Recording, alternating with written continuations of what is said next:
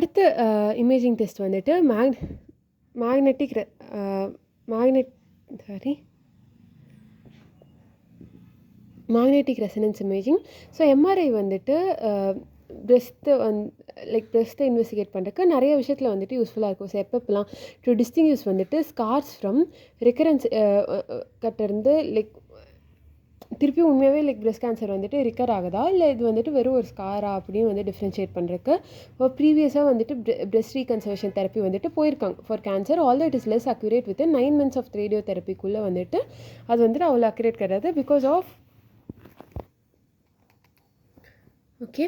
So வந்து so radio therapy பண்ணி முடிச்சு ஒரு 9 monthsக்குள்ளே அவ்வளோ அக்யூரேட்டாக வந்துட்டு இருக்காது. பட் அதுக்கப்புறம் ஸ்கார்ஸ் கட்டர்னும் ரிக்கரன்ஸ் கட்டர்னும் டிஃப்ரென்ஷியேட் பண்ணுறதுக்கு எம்ஆர்ஐ யூஸ்ஃபுல்லாக இருக்கும்.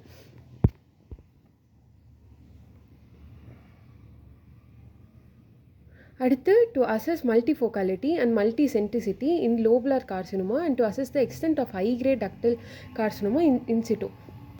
ஓகே. ஸோ வந்து ஃபோக்காலிட்டினா என்னென்னா அது வந்துட்டு ஒவ்வொரு லீஷனும் 4 centimeterக்குள்ளே தான் இருக்கணும் அண்ட் இந்த சேம் குவாட்ரண்ட்டாக இருக்கணும். மல்டி சென்ட்ரிசிட்டினா அந்த டிஸ்டன்ஸ் வந்து 4 centimeterக்கு மேலே இருக்கும், இல்லாட்டினா வேறு குவாட்ரண்ட்ஸில் வந்துட்டு இருக்கிற மாதிரி இருக்கும். ஸோ லோபுலர் கார்சினோமா அது பார்க்குறக்காக and to assess the extent of high கிரேடாக இருக்கக்கூடிய டக்டல் கார்சினோமா இன்சிட்டோ எவ்வளோ இருக்குன்னு பார்க்குறக்கு. It is less useful in low grade ductal carcinoma இன்சிட்டோவில் அவ்வளோ யூஸ்ஃபுல்லாக இருக்காது, பட் ஹை கிரேடில் ரொம்பவே யூஸ்ஃபுல்லாக இருக்கும். It is best imaging modality for breast of women with implants இருக்கிறவங்களில் இது வந்து யூஸ்ஃபுல்லாக இருக்கும். As a screening tool in high risk உமனில் பிகாஸ் ஆஃப் வந்து ஃபேமிலி ஹிஸ்ட்ரி இருக்கிறவங்கனால அவங்களெலாம் வந்துட்டு இது யூஸ்ஃபுல்லாக வந்துட்டு இருக்கும்.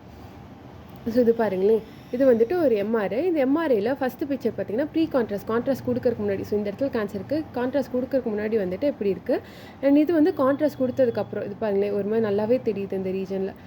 அடுத்தது இது வந்து சப்ட்ராக்ஷன் இமேஜ், அது மட்டும் ஃபோக்கஸ் பண்ணுற மாதிரி சப்ட்ராக்ஷன் இமேஜ் வந்துட்டு இருக்குது. ஸோ ஆல் த பயோப்சிஸ் வந்துட்டு can be performed with MRI guidance. So நம்ம ஆல்ரெடி பார்த்தோம்ல, ஸோ யூஎஸ்ஜி கைடடாக பெர்குட்டேனியஸ் பயோப்சி வந்துட்டு கிளான்ஸோடது எடுக்கலாம். ஸோ அந்த மாதிரி எடுக்க முடிஞ்சால் கூட this is complicated by configuration of the imaging சிஸ்டம்னால அது காம்ப்ளிகேட்டடாக இருக்கும். வித் இம்ப்ரூவ்ட் அல்ட்ராசவுண்ட் எக்யூப்மெண்ட்டில் MRI detected lesion can often be found on second look அல்ட்ராசவுண்டில் கூட வந்துட்டு கண்டுபிடிச்சிக்கலாம் அண்ட் பயோப்சி வந்துட்டு அல்ட்ராசவுண்ட் வச்சு எடுத்துடலாம்.